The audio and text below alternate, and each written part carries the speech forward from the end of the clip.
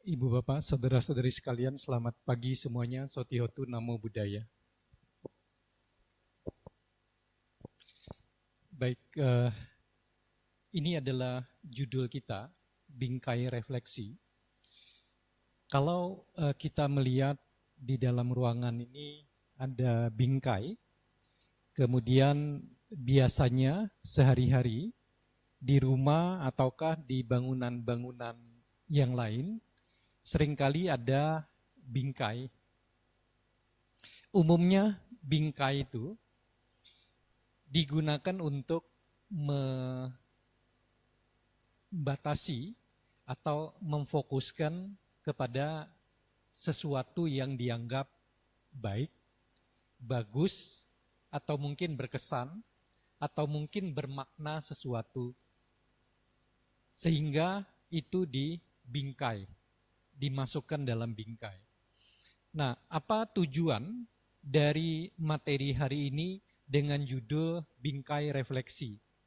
Tujuannya adalah bagaimana kita membingkai atau memfokuskan kejadian yang dialami tidak hanya oleh diri kita sendiri, tetapi juga kejadian yang dialami oleh orang lain. Untuk apa? Untuk kita ambil manfaat atau pelajaran sehingga diri kita menjadi meningkat lebih baik, kehidupan kita juga meningkat lebih baik. Tentu saja Ibu Bapak sekalian, kita memahami dari sejak kita kecil dulu sampai dewasa, bahkan mungkin sampai sekarang di usia kita sekarang, bahwa kita perlu belajar dari pengalaman orang lain. Kalau kita nih harus belajar dari pengalaman atau yang kita alami, kita hadapi langsung, tentu akan lama proses itu. Kita tahu bahwa ini baik, ini tidak baik, harus kita sendiri yang melakukan. Berapa lama, berapa banyak kejadian. Habis waktu kita, udah telanjur tua, tapi pengalaman diri sendiri terbatas. Makanya kita biasanya diajarkan, tuh, lihat, dengar, terjadi begini begitu kepada orang lain, maka kamu, kita, saya harus seperti ini. Supaya tidak terjadi kalau itu buruk, supaya terjadi kalau itu baik bagi diri kita. Nah, jadi kita belajar hari ini dari berbagai kejadian diri kita maupun orang lain. Ibu Bapak, saudara-saudari sekalian, materi ini akan dibagi menjadi 4 kelompok. 4 kelompok. Yang pertama adalah kita sebagai manusia, setiap dari kita harus bertanggung jawab terhadap diri dan kehidupan kita masing-masing. Bukan orang lain, bukan orang tua, bukan pasangan, bukan keturunan. Yang tanggung jawab diri kita masing-masing adalah diri kita masing-masing. Kemudian yang kedua, kita perlu terus belajar ajaran Buddha karena kita sehari-hari lebih banyak berinteraksi dengan orang yang bukan beragama Buddha. Jangankan kita berinteraksi dengan orang non-Buddhis, dengan sesama umat Buddha pun belum tentu loh teman-teman kita punya kebijaksanaan, pengetahuan yang cukup, yang baik, yang benar. Belum tentu. Makanya kita harus rutin balik lagi, belajar lagi, diingatkan kembali seperti halnya Ibu Bapak sekarang ikut puja bakti ini, kita mengulang ajaran Buddha, mengingat kembali dari sesi yang sekarang dilakukan. Yang ketiga, setiap dari kita harus mengembangkan, memupuk, menambah dari waktu ke waktu kebijaksanaan dalam diri kita. Bahkan ajaran Buddha itu sebenarnya adalah membuat orang menjadi bijaksana atau dikatakan bijaksana sepenuhnya. Pencerahan itu bijaksana sepenuhnya. Dan tentu saja bagaimana kita begitu kebijaksanaan itu sudah berkembang, kita bisa menggunakannya dalam kehidupan kita. Belum tentu loh, orang punya kebijaksanaan, mengetahui hal-hal yang baik, tapi dilakukan, dipraktekkan. Tidak ada jaminan. Nanti kita akan lihat dari contoh yang diberikan. Yang keempat, setiap dari kita menggunakan kesempatan dalam kehidupan ini untuk melakukan perbuatan baik lebih banyak. Kita masuk, ini adalah 2 contoh atau cerita yang akan disampaikan masing-masing. Kita masuk kepada kelompok pertama. Satu ketika ada seorang tukang bangunan. Karena tukang bangunan ini sudah lama bekerja, lalu merasa capek, pengen pensiun, pengen berhenti dia dari pekerjaannya. Kemudian si tukang bangunan ini minta izin kepada atasannya, bosnya. Katakan kalau dia tukang, bosnya adalah kontraktor. Dia minta izin untuk berhenti, untuk pensiun, karena merasa usianya udah cukup tua, kemudian keluarganya juga relatif sudah cukup stabil. Bosnya tentu saja, kontraktor ini mencoba untuk membujuk, untuk menahan. Tetapi karena dia sudah bulat tekadnya, akhirnya diizinkan. Tapi bosnya berkata, sebelum kamu betul-betul berhenti, kamu tolong dong, bikinkan 1 bangunan terakhir untukku.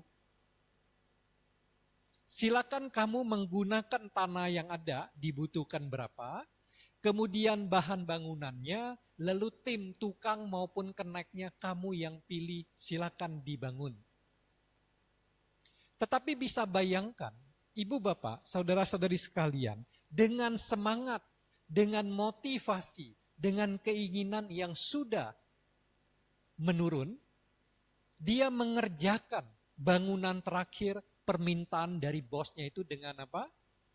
Ala kadarnya, dengan ogah-ogahan, kalau bisa secepat mungkin bangunan itu selesai. Setelah berapa waktu, kemudian selesai. Dia lalu mengunci, mengumpulkan semua kunci yang ada, dan menyerahkan kepada atasannya. Atasannya, si kontraktor menerima kumpulan kunci itu, kemudian menyerahkan kembali kepada si tukang.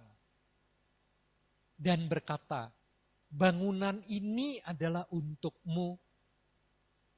Silakan kamu boleh pakai, gunakan, ini menjadi milikmu sekarang. Bagaimana seandainya si tukang itu dari awal tahu bahwa bangunan yang akan dia bangun, yang boleh dia pilih tanahnya, bahan bangunannya, tim untuk membangun, pada akhirnya bangunan itu akan jadi milik dia. Dia akan kerjakan enggak dengan sungguh-sungguh? Dia akan pilih enggak tanahnya gedean atau apalagi daerah premium, mahal gitu ya, free tanahnya untuk dia. Bahan bangunannya dia pilih, catnya yang terbaik, semennya yang paling oke, keramiknya yang terbagus, dan seterusnya. Ini adalah cerita metafora, cerita pengandaian, bahwa sesungguhnya ibu bapak, saudara-saudari sekalian, kita masing-masing sedang membangun apa? Rumah kehidupan kita sendiri. Kita sebagai tukang kehidupan kita sendiri. Sadarkah ibu bapak sekalian?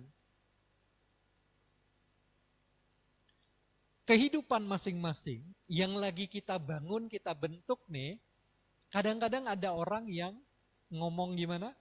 Ya kan orang tua saya mendidik saya begini, makanya saya melakukan segala sesuatu kayak begini. Maka kehidupan saya ini sebenarnya diatur oleh orang tua saya. Enggak saya yang tanggung jawab kehidupan saya. Apakah boleh begitu?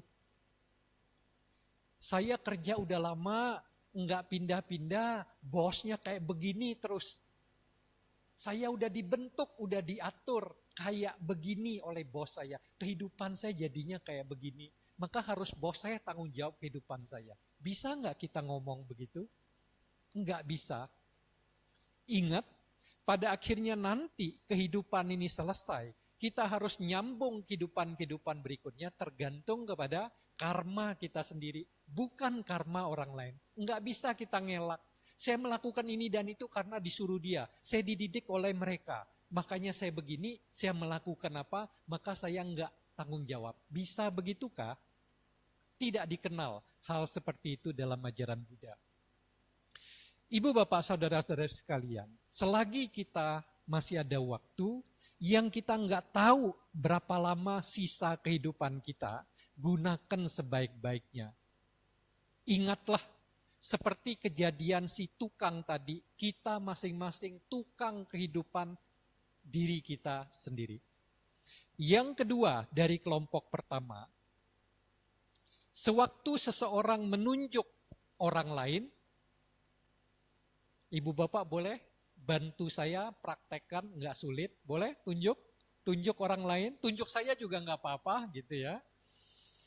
Ingat, waktu menunjuk orang lain, umumnya ya, satu jari menunjuk ke orang lain. Tapi minimal 3 jari menunjuk kita sendiri seperti di gambar itu. Tapi di tempat lain ada yang bilang, katanya beda cara nunjuknya. Jadi tidak ada yang nunjuk ke diri sendiri. Gimana saya tanya cara? Gini. Jadi kalau nunjuk orang begini nggak ada jari yang ke dalam katanya. Ya sudahlah, improvisasi kreativitas masing-masing berbeda. Hari ini di sini saya tidak menerima komentar seperti itu ya. Baik-baik umatnya di sini. Kita dalam kehidupan sehari-hari sering loh berlaku seperti orang itu. Salah, ngapain kayak begitu? Enggak boleh begini, enggak boleh begitu. Kita sering menunjuk orang lain tanpa sadar 3 jari minimal nunjuk diri kita sendiri. Waktu kita ngomong orang lain salah, orang lain tidak baik, orang lain jahat, kita udah bercermin belum? Mungkin saja diri kita tidak lebih baik dari orang yang kita tunjuk itu. Makanya dalam kitab suci Dhammapada, Buddha kan mengingatkan ya, sebelum kita sibuk nih, ngelihat orang lain sudah atau belum melakukan ini dan itu, sudah baik atau salahkah orang lain, kita ngecek, memastikan diri kita sendiri terlebih dahulu. Coba ibu bapak bayangkan kehidupan sehari-hari. Ada orang yang suka ngatur, suka ngomong yang baik-baik, tinggi-tinggi, hebat-hebat, bagus-bagus. Kalau diri dia jauh dari apa yang dikatakan, orang lain akan seperti apa? Ngomong doang, udah cuekin aja lah, nggak usah terlalu diambil pusing. Kan begitu ya komentar orang-orang. Tapi bahkan orang yang sudah menjaga dirinya dengan baik, menjadi contoh tanpa ngomong, tanpa nyuruh orang lain akan seperti apa? Mungkin saja orang lain melakukan tanpa dia sibuk menyuruh orang lain. Nah, ibu bapak, saudara-saudari sekalian, cobalah mengingat contoh ini sehari-hari. Apa yang kita tahu baik, bagus, pantas, bermanfaat, benar, cobalah lakukan dulu. Tunjukkan dulu sebelum kita ngatur orang lain. Kelompok yang kedua, terus belajar ajaran Buddha. Umat Buddha di Indonesia, menurut statistik katanya tidak ada 1% dari populasi penduduk Indonesia. Kalau penduduk Indonesia 275 juta, atau ada yang katanya 280 juta, berarti 1%-nya berapa? Kalau 275, 1%-nya 2,75 juta atau 2,8 juta kalau 280 juta. Umat Buddha itu nggak nyampe 1%, artinya di bawah itu. Nggak nyampe 2,75 juta. Nah, artinya sehari-hari kita lebih banyak ketemu dengan yang bukan umat Buddha. Karena kita berinteraksi, berkomunikasi dengan bukan umat Buddha, sangat mungkin nggak terjadi. Apa yang jadi prinsip mereka, ajaran mereka, kebiasaan mereka, juga kita ikuti. Setuju nggak? Iyalah. Coba cek diri masing-masing, karena temannya yang beragama lain seringkali begini begitu. Kadang-kadang kita juga ikut, kita anggap itu juga benar. Contoh lain begini, saya tinggal di BSD, di Tangerang Selatan. Daerah sini relatif saya nggak terlalu tahu. Nggak terlalu tahu tuh maksudnya kalau mau cari kuliner yang mana gitu ya. Kuliner ini nggak tahu, mesti cari di handphone atau tanya teman. Jalannya tembus kemana, saya nggak punya banyak pengetahuan. Tetapi saya cukup yakin, tidak hanya di tempat saya di Tangerang, tapi di sini ataupun di tempat lain banyak yang melawan arus lalu lintas. Betul nggak? Motor gitu ya, orang nyebrang gitu. Banyak nggak yang melakukan yang seharusnya tidak? Arahnya ke sana, tapi ke sini. Kalau di YouTube atau di mungkin Instagram atau apa, pernah lihat video yang siapa tuh, badannya agak gede, dia berdua, bertiga, biasanya ngejaga. Yang banyak orang ngelawan arus, lalu di stop. Balik, kira-kira begitu ya. Lalu bisa berantem tuh. Pernah lihat nggak? Yang ngelawan arusnya nggak mau kalah, kan semua orang begitu. Kenapa saya aja yang dijagain sampai mau berantem gitu ya. Nah, ibu bapak, saudara-saudari sekalian, sadar nggak kita yang sudah menjadi kebiasaan, dilakukan cukup banyak orang, bisa jadi kita anggap benar kita lakukan loh. Coba ingat-ingat sehari-hari, kalau kita naik motor nih, kebanyakan orang mengambil muternya nggak mau kejauhan. Kemudian terobos aja gitu. Kita melakukan nggak, ikut nggak? Sangat mungkin kita ikut. Kenapa? Ya orang lain juga begitu. Semua orang bahkan melakukan itu dan nggak ada polisi lalu lintas yang akan menilang. Ya udah, oke aja. Sesuatu yang salah bisa menjadi benar kalau itu dilakukan oleh banyak orang. Itulah kenyataan kehidupan. Karena itu kita butuh balik lagi, belajar lagi ajaran Buddha untuk memastikan kita tahu yang betul, atau yang benar, atau yang baik, yang betul baik. Kita mulai yang pertama, ini akan menjadi salah satu yang ibu bapak ingat dari sesi ini, bahkan dalam waktu yang panjang, itu janji saya. Apa janji saya? Yang berikut ini akan membuat ibu bapak ingat terus, terutama bagi yang belum pernah tahu. Saya akan memberikan satu cerita, tetapi nanti tolong setelah cerita ini saya sampaikan, lalu ibu bapak harus perlu menjawab gitu ya, bagi yang bersedia. Yang sudah tahu jawabannya tolong diam, tutup mulutnya. Jangan tiba-tiba, oh itu saya udah tahu, ini jawabannya, jangan. Biarkan teman-teman yang lain terjadi proses berpikir.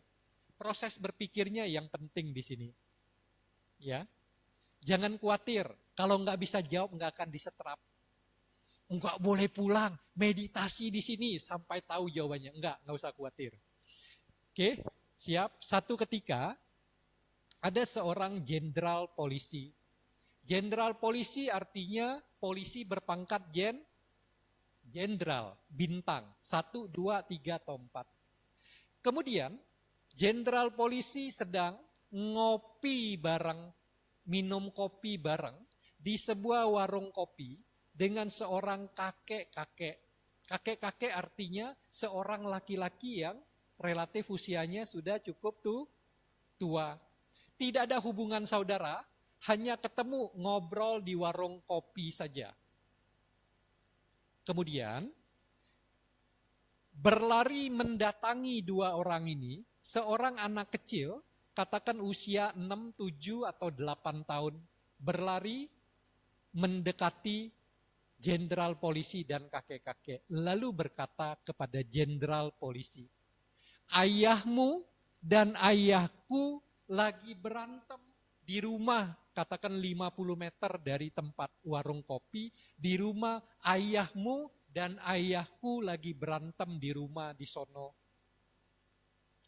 Jadi total ada 5 orang, saya tegaskan kepada ibu bapak sekalian, total ada 5 orang. Yang pertama jenderal polisi, yang kedua adalah seorang kakek lagi minum kopi, muncul seorang anak kecil, bilang kepada jenderal polisi, ayahmu dan ayahku lagi berantem,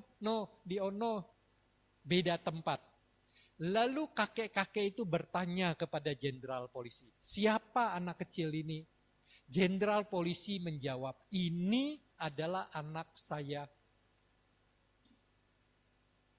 Kisahnya begitu aja. Anda merasa ada yang aneh enggak? Ada masalah enggak waktu mencoba memahami cerita ini? Adakah yang aneh? Oke, saya tegaskan lagi ya, karena biasanya muncul berbagai spekulasi jawaban. Saya tegaskan lagi supaya Anda jangan terlalu liar. Anak itu benar-benar anak jenderal polisi. Jadi bukan anak angkat, anak pungut, anak tiri, tidak, kandung.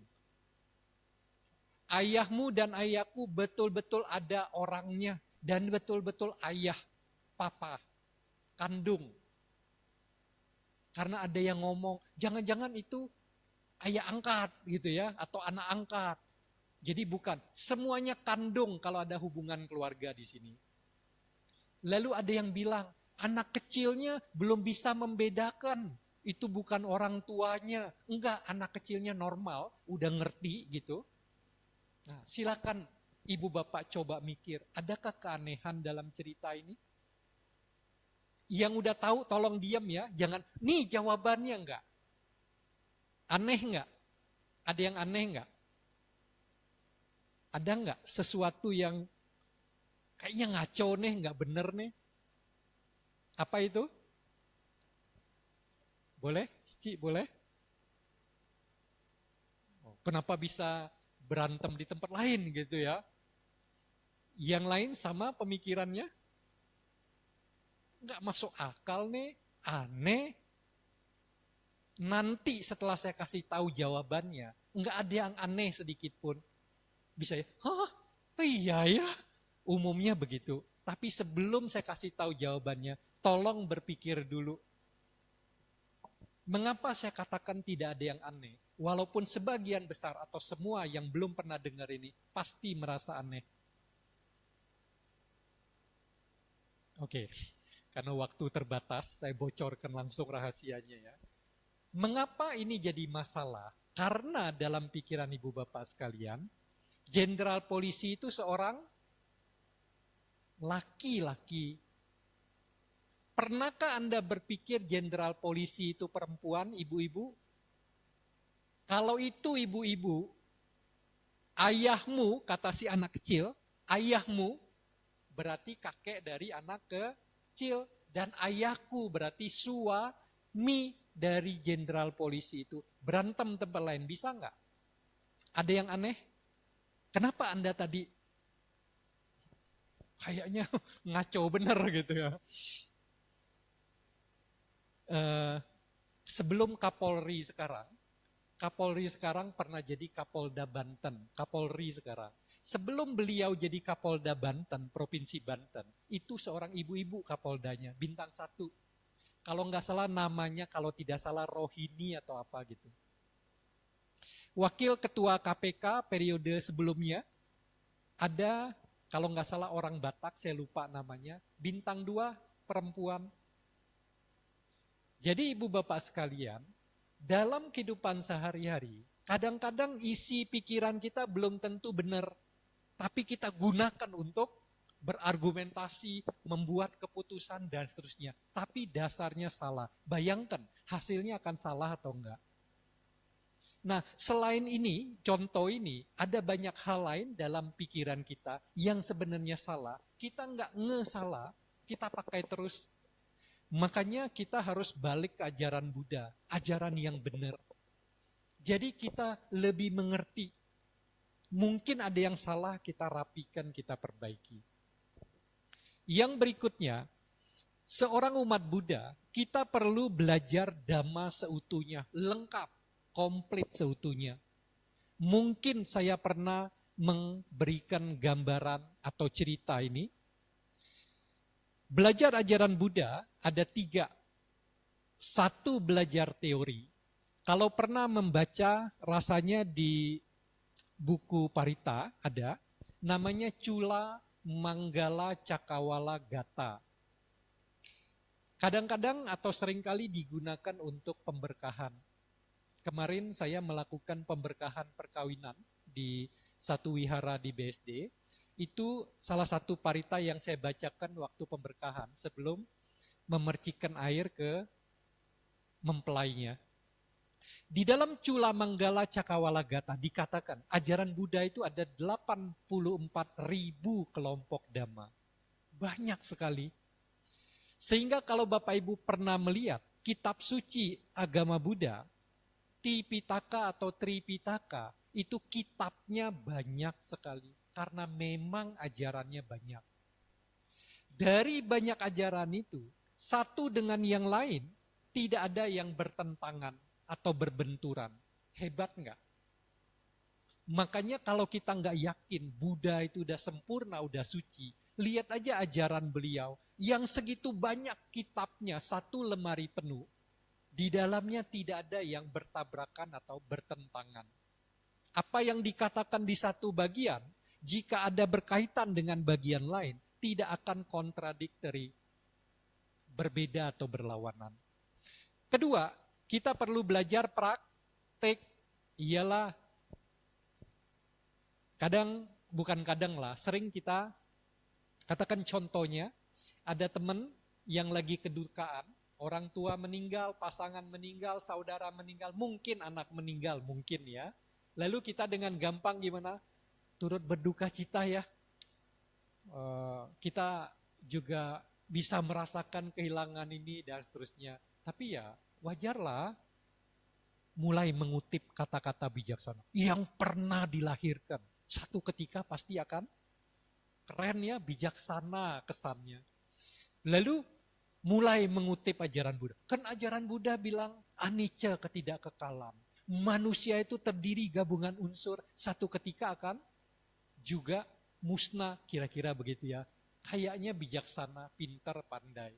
Tapi begitu itu terjadi kepada kita, orang tua kita yang kita sayangi meninggal, teman kita, saudara kita, pasangan kita, mungkin kita nangis, kita sedih, jauh lebih lama, lebih sedih dibandingkan orang lain yang kita nasihati itu. Beda antara ngomong doang, teori doang dengan praktek. Makanya dalam ajaran Buddha, seseorang yang praktek jauh lebih berharga, bernilai, berkualitas dibandingkan orang hanya teori tapi tidak praktek. Dalam Dhammapada dikatakan apa? Tahu sedikit tapi dilaksanakan. Lebih baik daripada tahu banyak tapi tidak dilakukan. Tapi Anda jangan protes ke saya ya. Kan jadi penceramah ngomongnya banyak, teorinya banyak. Sebagian juga belum dilakukan gitu ya. Kita sama lagi berproses. Jadi perlu praktek karena berbeda. Sama halnya ibu bapak pernah dengar contoh ini, yang belum pernah makan duren, dijelaskan gimana pun lengkapnya, dikasih gambar segala, dia bisa nggak mengerti duren itu sepenuhnya? Nggak bisa. Sama seperti belum pernah merasakan garam, gula, dan seterusnya. Pertama kali belum pernah dikasih tahu teorinya. Manis itu sedap-sedap. Manis itu apapun lah cara kita mendeskripsikan. Tapi begitu dikasih langsung merasakan, beda nggak dengan dia menghafal manis itu seperti apa. Kemudian yang ketiga, umat Buddha selain belajar teori, praktek juga perlu berlatih meditasi. Nah, saya jelaskan seperti ini. Ini adalah contoh dari saya sepenuhnya. Ibu bapak nggak bisa temukan di referensi yang lain. Saya coba menjelaskan ini dengan lebih mudah. Di bulan ini ada yang ulang tahun? Ada? Jangan negatif thinking. Nanti saya diminta neraktir. Enggak, kan belum tentu. Mana tahu dikasih hadiah. Bisa dua ekstrim kan? Enggak ada yang ulang tahun. Oke, saya perpanjang. 2 bulan lalu, kalau ini Juli, Juni. Juni ada? Kagak ada? Oke. Ada yang ulang tahun? Anggap. Tapi kalau direalisasikan juga nggak apa-apa sih. Anggap. ibu mau traktir kita. Anggap ya. Tapi kalau direalisasikan nggak nolak juga ya. Anggap ibu ajak kami makan. Saya tuh salah satu aktivitas saya ngajar di kampus. Ada S1, ada S2. Beberapa angkatan S2 itu seringkali ada yang sangat baik. Tiap kali kuliah dia bawa makanan buat teman-temannya, buat dosen juga. Sampai 1 semester loh. Antar semester tuh ada aja minimal 1 orang. Saya juga agak bingung. Ya sudah, untuk memberikan penguatan saya bilang, orang banyak ngasih makan ke orang lain tuh kemungkinan nggak akan pernah kekurangan makanan. Supaya dia tetap bersemangat gitu ya. Nah, anggap kita diajak makan di restoran Thai. Kemudian begitu kita nyampe, kita belum pernah ke sana, makan di sana, kita disodorkan buku menu. Itu seumpama teori. Kita lihat buku menu, kita tahu nggak resto itu makanannya apa aja? Kita tahu nggak minumannya apa aja? Dessertnya apa aja dah? Kan kita tahu ya. Hanya tahu teori saja, itu teori. Kemudian kita mulai memesan, memanggil pelayannya, lalu memesan, lalu disiapkan di dapur, kemudian setelah selesai mulai dibawa, disajikan. Anggap salah satu kita pesan tom yum. Bagi yang belum pernah lihat atau makan tom yum, ngelihat dari buku menu, ada menu tom yum, mungkin ada gambar, mungkin. Beda, itu teori. Tapi begitu dipesan muncul, dibawa, dia melihat, oh ini tom yum ya. Banyak air ya ternyata tom yum itu. Ada pulau-pulau minyak di atasnya, asapnya ngebul, wanginya itu. Terus waktu dicoba, saya mulai menelan air liur. Nah, begitu mencoba, melihat langsung mencoba, beda nggak dengan lihat buku menu? Itulah teori, beda. Oh ternyata tom yum tuh kayak begini ya. Nah, mudah-mudahan Anda juga mulai menelan air liur. Rasanya asam-asam, ada manisnya, ada pedasnya, asinnya juga ada. Tapi itu tahu hanya sebagian. Tiba-tiba dari dalam chefnya datang, kucuk keluar. Bapak Ibu pengen tahu nggak gimana caranya nih supaya bisa bikin tom yum kayak begitu? Gini, pertama ini nih siapin bahannya ini. Setelah itu yang ini diginiin, dicampur ini, entah digerus, entah disangrai, entah digoreng, entah di apa. Lalu ini campur segini, sekian menit, segala dan seterusnya. Kita gimana? Selama ini saya bikin tom yum, asamnya kurang mantap. Rasanya itu kurang kuat. Ternyata kayak begini ya. Oh baru tahu, beda. Itu seperti meditasi. Meditasi itu menyempurnakan. Apa yang kita pelajari teori dan kita praktekkan, meditasi itu menyempurnakan, membuat kita betul-betul tahu, paham. Meditasinya adalah yang vipassana ya. Makanya dikatakan penembusan. Berarti benar-benar ngeh, benar-benar tahu, benar-benar paham. Itulah fungsi meditasi.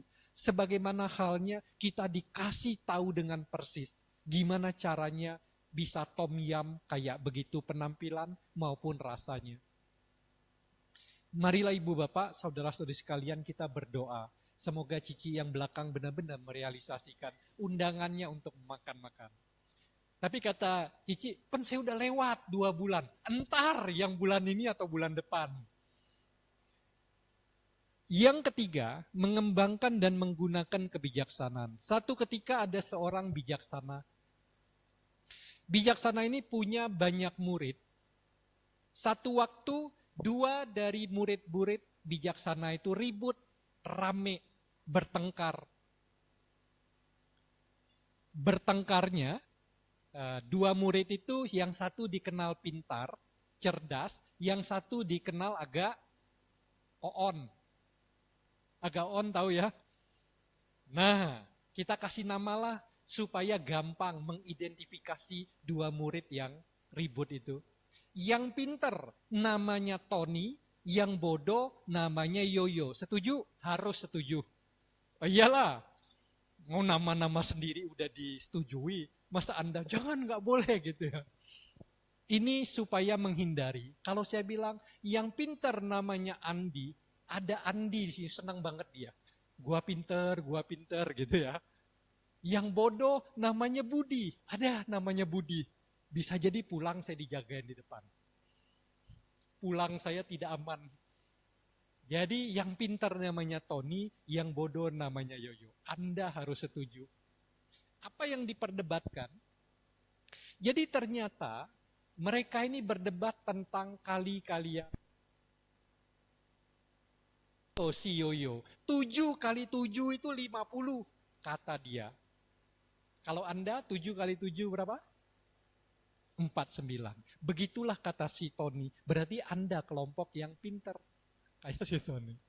Tony mengatakan 7 kali 7 sama dengan 49. Ribut dia karena si Yoyo bilang 50 jawabannya, Tony bilang 49. Tidak ada yang mau kalah. Ribut teriak-teriak gitu ya. Sampai satu ketika si Yoyo yang bodoh bilang begini,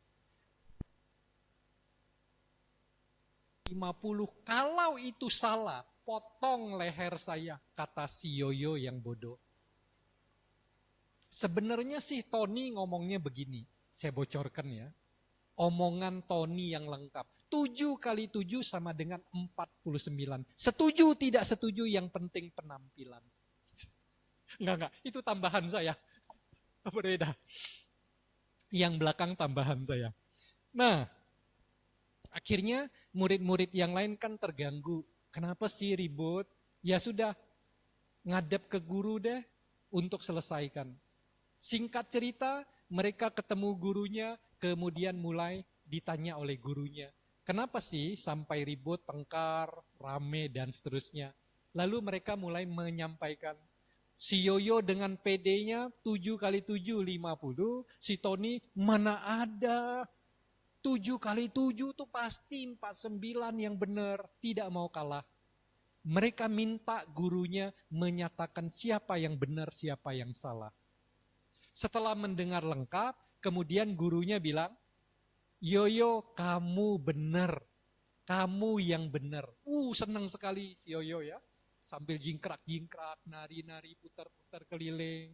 Terus gurunya bilang, silakan Yoyo kamu boleh keluar, boleh pergi. Kamu yang benar. Si Tony ini dasar cengeng dia. Tony yang itu ya, bukan Tony yang ini. Cengeng, nangis-nangis. Masa saya salah? Semua orang yang normal ngerti 7 kali 7, 49, dan seterusnya dia ngoceh. Lalu gurunya ngomong apa? Kamu sudah tahu teman kamu itu tolol, bodoh. Kamu tuh pinter. Kenapa untuk hal kecil, hal remeh, insignificant, tidak material, kamu buang-buang waktu, pikiran, tenaga untuk berdebat. Menunjukkan kamu benar, kamu pinter, orang lain salah. Makanya kamu bodoh, kamu yang salah. Menghabiskan waktu, pikiran, tenaga untuk sesuatu yang kecil, yang tidak bermanfaat. Tidak ada gunanya berdebat seperti itu. Maka kamu yang salah, kamu yang bodoh. Sadarkah ibu bapak sekalian, sebenarnya kita ini cukup sering loh berlaku seperti si Yoyo. Anda sadar atau tidak? Kadang-kadang kita ribut, kita tegang untuk memperdebatkan hal-hal kecil. Tidak bermanfaat, tapi demi ego, saya benar, saya pintar, lalu kita bersih tegang dengan orang lain. Ingatlah cerita ini di kemudian waktu. untuk hal yang kecil, remeh-temeh, tidak bermanfaat. Jangan habiskan sumber daya diri kita, waktu, pikiran, tenaga untuk memperdebatkan hal-hal kecil seperti itu. Cerita kedua dari kelompok ketiga, satu waktu ada satu keluarga besar di mana ada seorang kakek-kakek, usianya pada waktu itu sudah 60-an hampir 70, tapi ngerokoknya kuat. Anak-anaknya cukup banyak, ada 7 orang. Lalu mereka sebagai anak-anak yang baik nih, tanda kutip, ngelihat orang tuanya semakin tua, ngerokoknya tetap kuat, tetap banyak. Kan gimana gitu ya, anak-anaknya tidak ada yang merokok. Ada sebagian laki-laki, sebagian perempuan anak-anaknya. Kemudian ngobrol-ngobrol dengan saya. Kita harus gimana dengan papa? Udah usianya udah semakin tua, tapi ngerokoknya tetap nggak berkurang. Kira-kira kalau ibu bapak menghadapi orang tua seperti itu, orang tua sendiri maupun orang lain, kemungkinan orang banyak akan melakukan apa? Kasih nasihat, omongin, ambil rokoknya, gitu ya, sembunyiin supaya nggak ngerokok. Bila perlu omelin, papa nih gimana sih? Udah tua kayak nggak punya pikiran aja, masih ngerokok, pengen sakit ya. Sakit tuh mahal, rumah sakit itu nggak murah dan seterusnya. Kemungkinan orang banyak akan begitu ya. Apa nasihat yang saya berikan? Biarkan saja, keren nggak? Biarkan aja dia ngerokok. Anda jangan buru-buru menyalahkan saya ya. Tenang dulu, dengarkan dulu secara lengkap. Mengapa pada akhirnya saya memberikan nasihat itu? Ternyata kakek-kakek itu dari sejak muda sudah bekerja keras. Karena zaman dulu belum banyak hiburan. Bekerja keras nih, hiburannya apa? Waktu istirahat, ngerokok, makan seadanya, merokok. Itu dijalankan udah 30, 40, bahkan mungkin 50 tahun. Kira-kira nih, kalau disuruh berhenti seketika, bahkan dengan apa omelan, marah-marah ke bapak atau kakek tua itu, apa yang terjadi dengan dia? Seseorang yang sudah lama sekali berpuluh-puluh tahun, lalu diminta kebiasaan itu berhenti, yang ada stres. Dan kalau anak-anaknya ngoceh, yang ada dia kecewa kan, dia sedih kok anak-anak kayak begitu sih dan seterusnya. Makanya muncul nasihat itu, biarkan saja. Sampai sekarang masih hidup, cukup sehat, tapi tentu saja ya orang tua, usianya hampir 87 tahun. Belasan tahun bisa tetap hidup dari sejak nasihat itu saya berikan, biarkan saja. Sudah hampir mungkin 15 atau lebih tahun, tetap dengan ngerokok.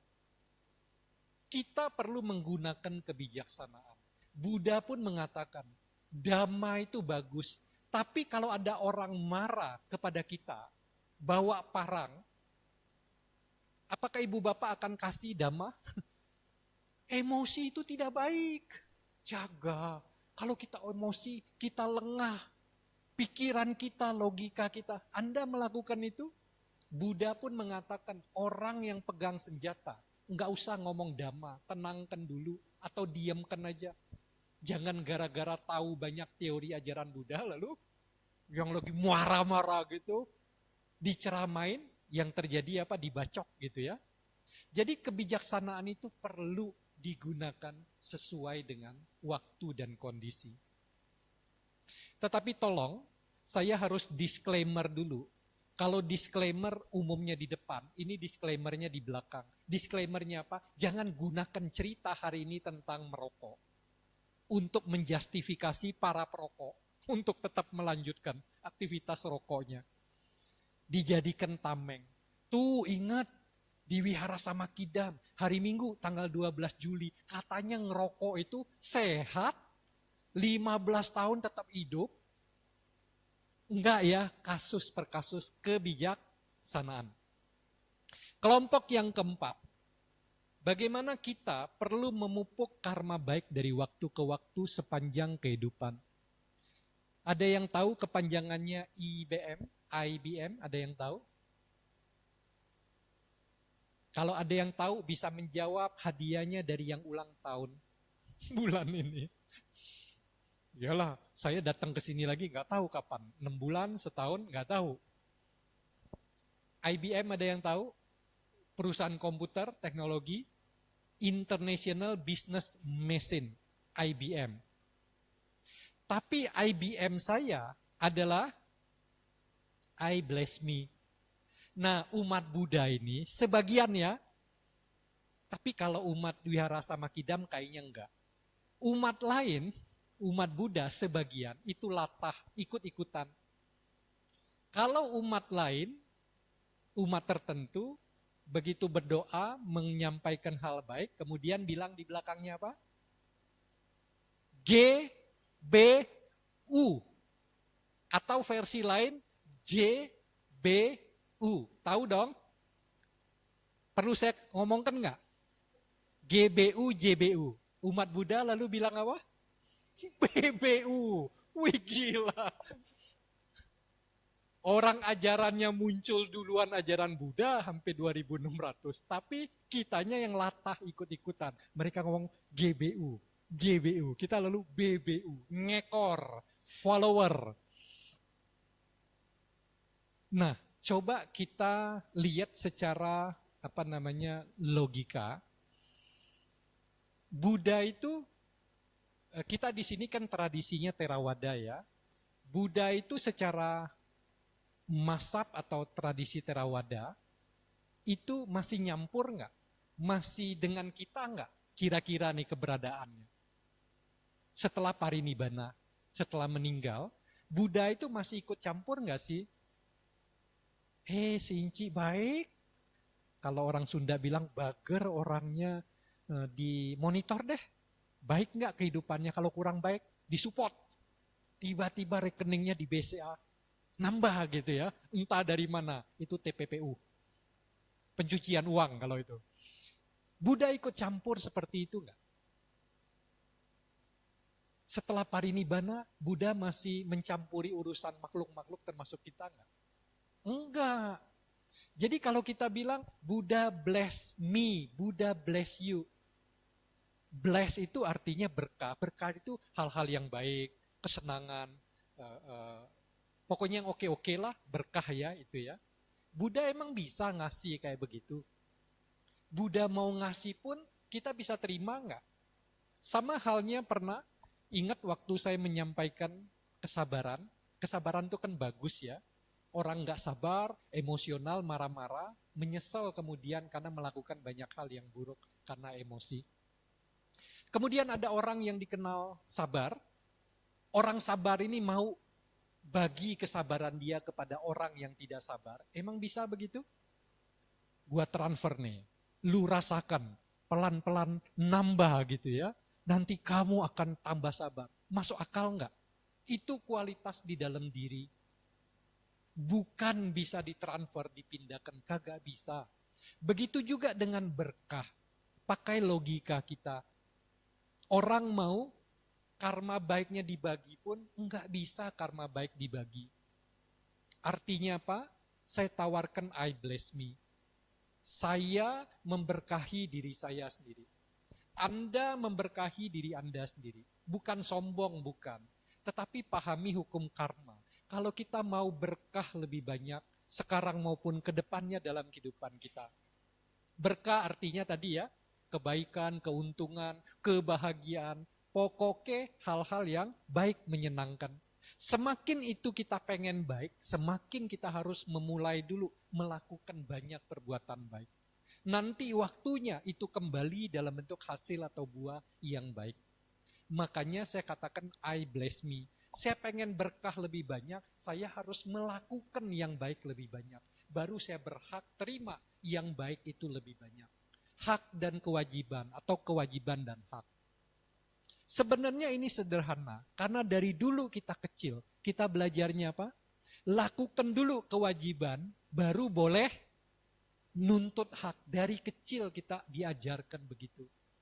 Tapi begitu kita besar, kita kemudian terkontaminasi dengan teman-teman kita yang beragama lain.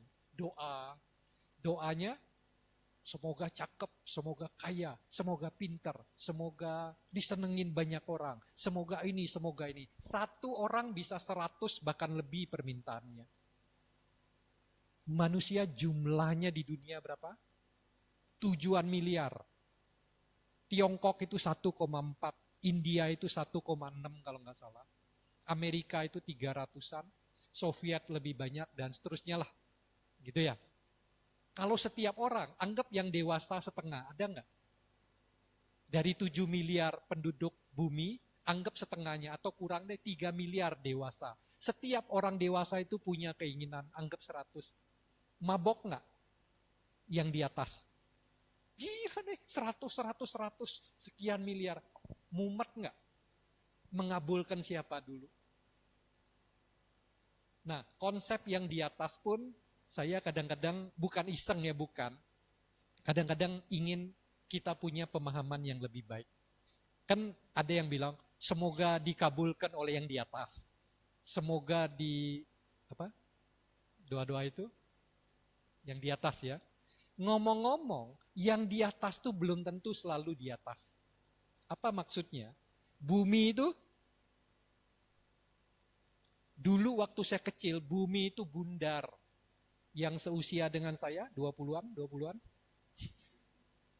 Ingat waktu kita belajar geografi, ilmu pengetahuan alam dulu, ada beberapa ya yang seusia saya atau lebih. Kita belajar itu, kalau bola itu bundar karena dia 3 dimensi. Kalau lingkaran itu bulat. Tapi sekarang bahasa Indonesia berbeda. Yang 3 dimensi bola itu bulat, yang 2 dimensi ada panjang lebar aja itu bundar. Bahasa Indonesia sudah berbalik sekarang. Oke lah, bumi itu bulat, 3 dimensi. Ada yang tinggal di sini, tinggal di sini, tinggal di sini, tinggal di sini. Kalau yang di sini ngomong, yang di atas itu di mana? Bawah. Ngerti nggak maksud saya? Bayangkan bola dunia, globe, bumi, kan manusia itu tinggal di permukaan bumi toh. Karena ada gravitasi, maka dia nggak jatuh di sini. Kira-kira gitu ya. Kalau kita bilang yang di atas yang berkuasa. Yang hidup di bawah bumi, gitu ya. Yang di atas bagi mereka, di bawah. Ini ngerti nggak maksud saya? Ngerti ya? Jadi yang di atas itu sebenarnya tidak selalu di atas sih. Tapi boleh nggak kita bilang, semoga yang di bawah mengabulkan. Karena bagi orang yang di bumi ya tinggal di sini, di atas bagi dia itu di sini. Bagi orang di sini, yang di atas ini di bawah. Oke lah, itu soal bahasa lah. Karena hari ini bukan pelajaran bahasa Indonesia, jadi kita cukupkan dianggap lulus semua. I bless me, silakan diingat. Bukan berarti umat Buddha tidak boleh berdoa, boleh aja. Tapi isinya jangan minta-minta. Kalau minta-minta, pakai logika aja. Minta itu paling gampang. Kalau itu otomatis dipenuhi, kok enak bener hidup ya. Gak masuk akal. Kita perlu berusaha. Kenyataan membuktikan kok. Kita kerja, kita berbisnis, kita sekolah. Kita kesini pun, ibu bapak berusaha nggak? Atau dari rumah tinggal mikir. Gua mau ke Wihara Samakidam. Ini apa namanya? Palem semi ya. Pejem mata, mikir, tuing langsung. Langsung di sini. Sebegitu enakkah, susah payah, nyiapkan diri, mungkin mandi, buat pakaian, sarapan dulu mungkin, nyiapin kendaraan atau apa. Ada loh usaha untuk bisa mencapai, mendapatkan sesuatu. Lalu kemudian dengan gampangnya, sorry ya bukan memburukkan yang lain. Apakah kita menerima itu dengan gampang? Cukuplah doa, minta aja. Percaya aja itu akan terjadi, maka itu akan terjadi. Yang terakhir, kalau kita punya rekening di bank, untuk ngecek saldo kita, ngecek mutasi gampang nggak? Bisa pakai SMS, bisa ke teller, minta ngeprint atau ke CS, bisa mobile banking, bisa internet banking, bisa apa lagi? Macam-macam ya.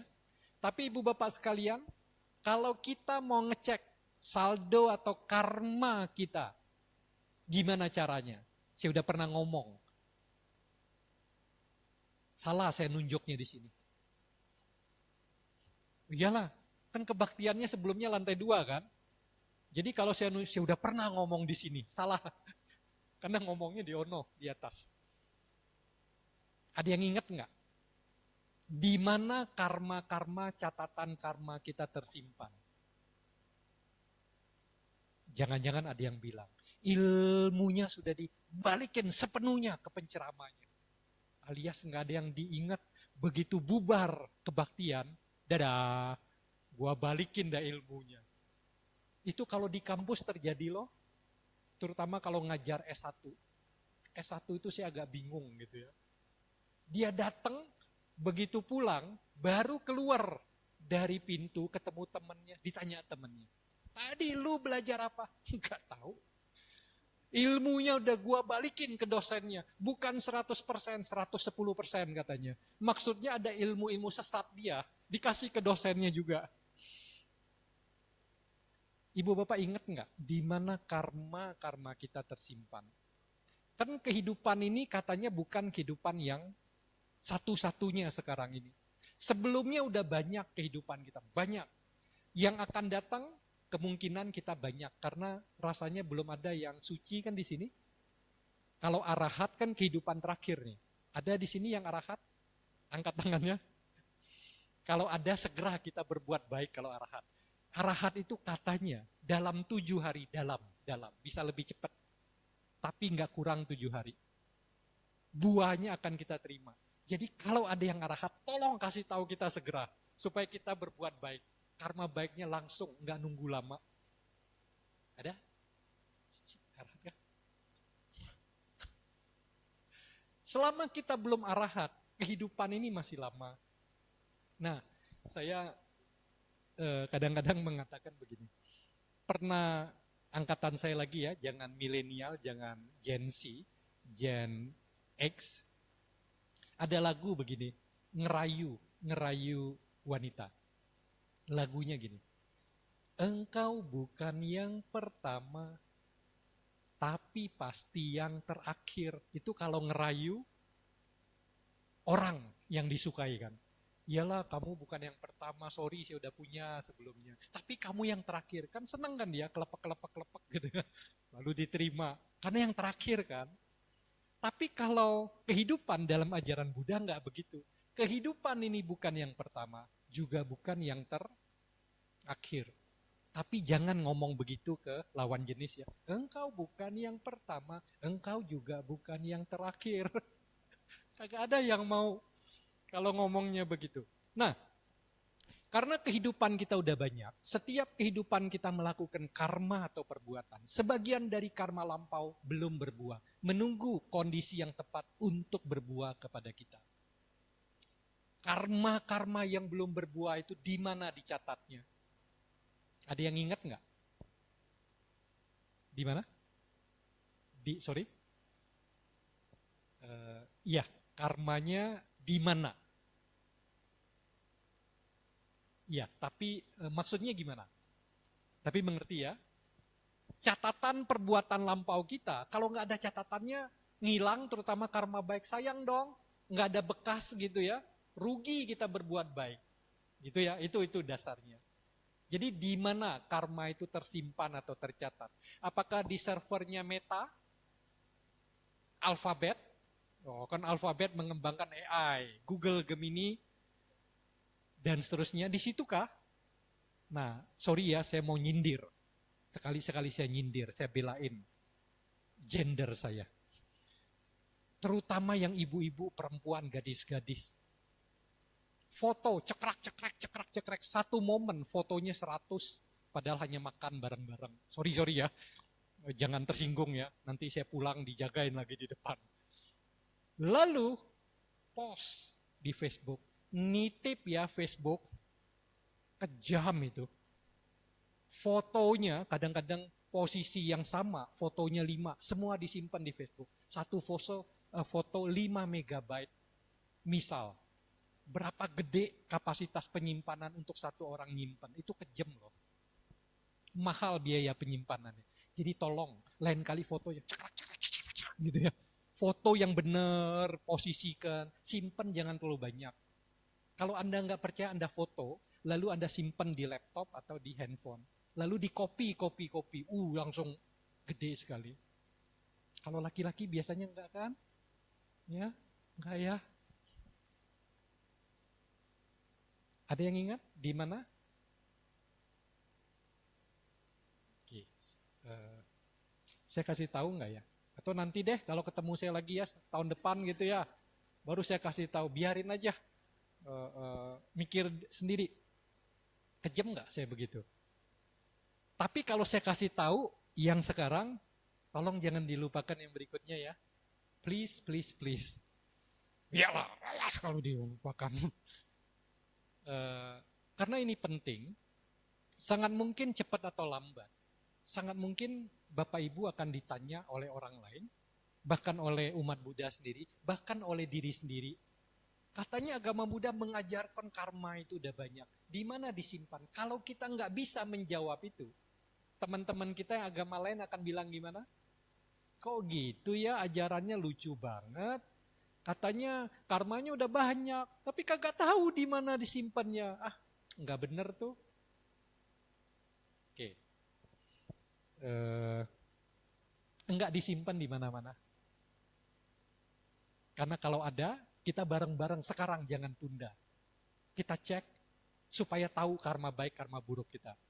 Oke lah, saya demo lagi ya. Demo bukan demonstrasi di depan gedung MPR DPR.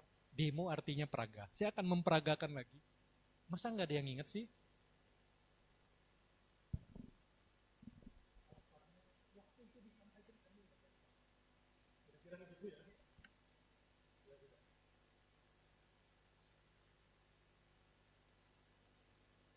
Saya akan peragakan dengan cara sederhana. Mudah-mudahan Ibu Bapak jangan lupakan setelah ini. Ini apa namanya? Korek api kayu, generasi-generasi yang sebelumnya harusnya ini. Ngomong-ngomong, saya beli online 6.010 satunya 600 rupiah, kan? Jadi kalau butuh korek api, hubungi saya. Saya akan mencoba untuk menyalakan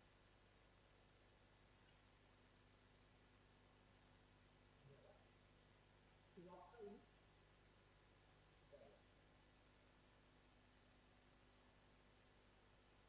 Pertanyaannya,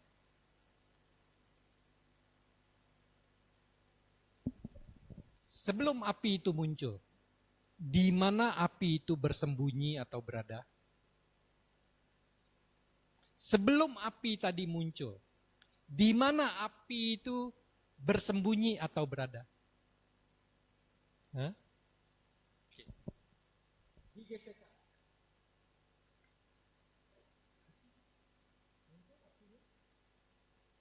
Mungkin ada yang bilang di sini.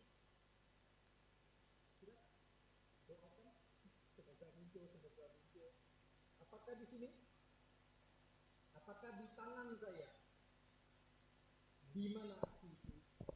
Sebelumnya, sebelum dia muncul, dia tidak ada di mana-mana.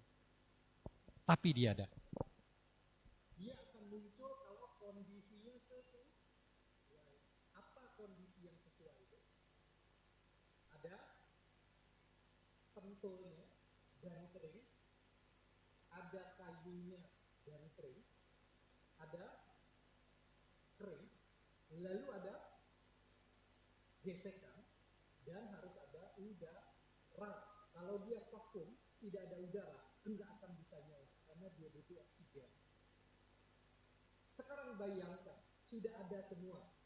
Ada ini, itu, ada gesekan. Tapi saya menggeseknya mulai tahu? Gitu. Sorry, saya nggak bisa memperagakan.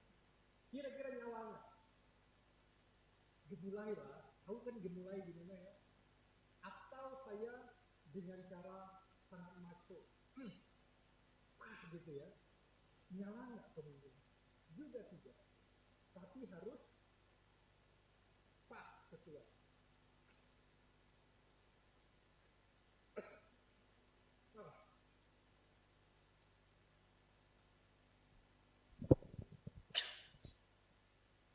Ya udah karma saya lah.